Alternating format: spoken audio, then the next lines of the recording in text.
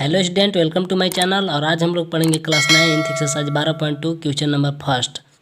तो मैंने पिछले वीडियो में गिवे रखा था, तो कमेंट ना आने के कारण मैं किसी को गिवे नहीं दे सका। अगर आप कमेंट अपने पेटीएम नंबर के साथ करते हैं तो आपका गिवे विनर बनने का 100% चांस बनता है। और हमारे चैनल पर हमेशा गिवे चलते रहता है। अगर आपको गिवे विनर बनना है तो इस वीडियो में पार्टिसिपेट कर सकते हैं, जो कि गिवे क्वेश्चन आपको लास्ट में पूछा जाएगा। तो आइए अब इस क्वेश्चन के सॉल्यूशन को और बढ़ते हैं। एक पार्क चतुर्भुज ABCD आकार का है, जिसमें कोण C 90 degree, AB equal to 9 metre, BC equal to 12 metre, CD equal to 5 metre और AD इक्वल टू 8 मीटर है। इस पार्क का कितना क्षेत्रफल होगा? तो देखिए, हम लोग सबसे पहले एक चतुर्भुज बनाएंगे और यहाँ पे बोल रहा है कि एंगल C एंगल 90 डिग्री का है। और हम लोग जब चतुर्भुज बनाएंगे तो इसमें अपने से इसमें एक डायगोनल खींच लेना है, विकर्ण। ठीक, तो यहाँ पे देखिए त्रिभुज BCD एक समकोण त्रिभुज है। तो सबसे पहले हम लोग समकोण त्रिभुज का क्षेत्रफल निकाल लेंगे, सॉल्यूशन करेंगे। इन ट्रायंगल BCD, तो BCD एक समकोण त्रिभुज है, तो लिखेंगे समकोण त्रिभुज का क्षेत्रफल इक्वल टू होता है half B into H। Half B का वैल्यू यहाँ पे देखिए परपेंडिकुलर है, बेस है, हाइपोटेनस है, तो B का वैल्यू कितना है 5 है, इंटू H का वैल्यू 12। तो H यहाँ पे क्या है, परपेंडिकुलर है, तो H हो गया 12, 2 छक 12, 6 पचे 30 सेंटीमीटर स्क्वायर। तो इस ट्रायंगल को फाइंड करने के लिए हम लोग को BD निकालना बहुत ज़रूरी है। तो हम लोग यहाँ पे पाइथागोरस थ्योरम लगा देंगे, क्योंकि यहाँ पे देखिए एक समकोण त्रिभुज बन रहा है जिसमें P का वैल्यू दिया हुआ है, B का वैल्यू दिया हुआ है। तो यहाँ पे H का वैल्यू निकल जाएगा, BD यानी कि कर्ण। तो हम लोग BD इक्वल टू फार्मूला लगाएंगे। BD लिखेंगे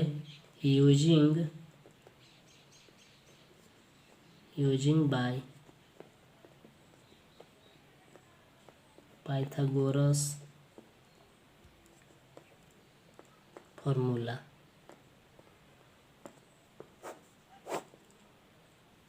तो यहाँ पे BD स्क्वायर इक्वल टू क्या आ जाएगा, कर्ण स्क्वायर इक्वल टू होता है लंब स्क्वायर प्लस आधार स्क्वायर।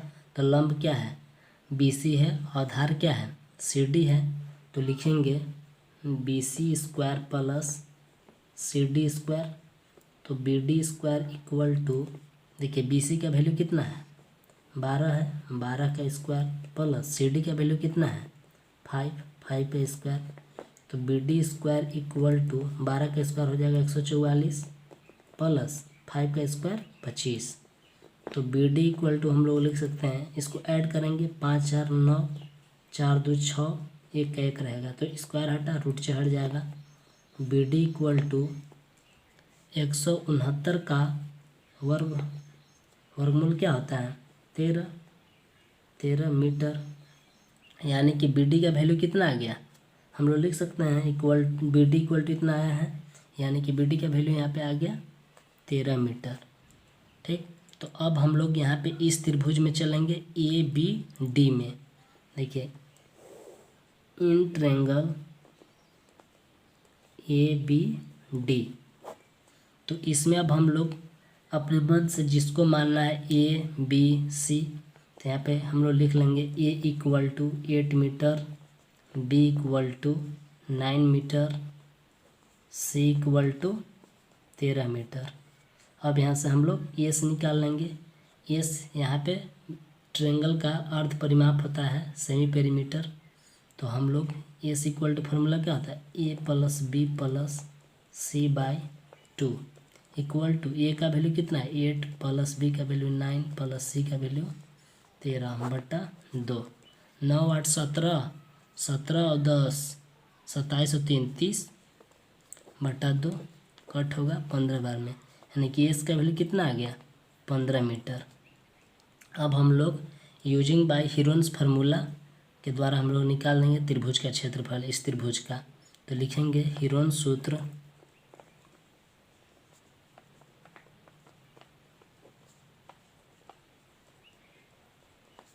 प्रयोग करने पर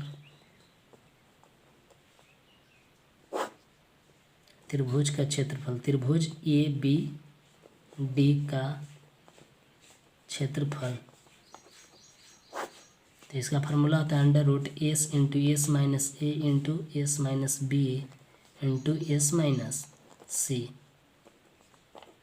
अंडर रूट एस का वैल्यू कितना आया है 15, 15 इंटू 15 माइनस ए का वैल्यू कितना है 8 इंटू 15 माइनस बी का वैल्यू 9, 15 माइनस सी का वैल्यू 13।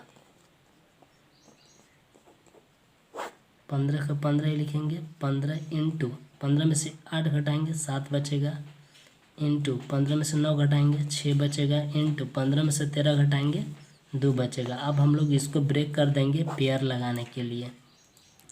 15 को लिख सकते हैं हम लोग 3 इंटू 5 इंटू 7 के 7 लिखेंगे। 6 को लिख सकते हैं 3 इंटू 2 इंटू 2, जो लिखा हुआ है उसको हम लोग लिख देंगे। अब यहाँ पे हम लोग पेयर लगाएंगे, 3 का पेयर लगाएंगे, 3 3 पेयर लग गया, 3 को बाहर निकाल देंगे। 2 और 2 पेयर लग रहा है, 2 को बाहर निकाल देंगे। अब जिसका पेयर नहीं लगा उसको रूट में लिख देंगे। पेयर 5 एंड 7 का नहीं लगा, 5 एंड 7 कितना आ जाएगा 3 दूना 6 रूट 35। तो 35 का वर्गमूल क्या होता है 35 का वर्गमूल होता है 5.91। 6 इंटू 5.91 हो जाएगा। इसको हम लोग गुना कर देंगे तो कितना आएगा 35.46, 35.46 मीटर स्क्वायर। अब हम लोग इस पूरे चतुर्भुज का क्षेत्रफल निकाल देंगे, पूरे चतुर्भुज का। तो यहाँ पे हम लोग लिख सकते हैं चतुर्भुज ए बी सी डी का कुल क्षेत्रफल। तो कुल क्षेत्रफल निकालने के लिए हम लोग क्या लिख सकते हैं त्रिभुज बी सी डी का क्षेत्रफल प्लस त्रिभुज ए बी डी का क्षेत्रफल। तो लिखेंगे त्रिभुज बी सी डी का क्षेत्रफल प्लस त्रिभुज ए बी डी का क्षेत्रफल। तो दोनों का क्षेत्रफल हम लोग को पता है, यहाँ पे मीटर स्क्वायर होगा। त्रिभुज बी सी डी का क्षेत्रफल 30 मीटर स्क्वायर प्लस त्रिभुज ए बी डी का क्षेत्रफल 34.46 मीटर स्क्वायर। अब इसको हम लोग ऐड कर देंगे तो आएगा 65.46 मीटर स्क्वायर एलमस्ट आंसर।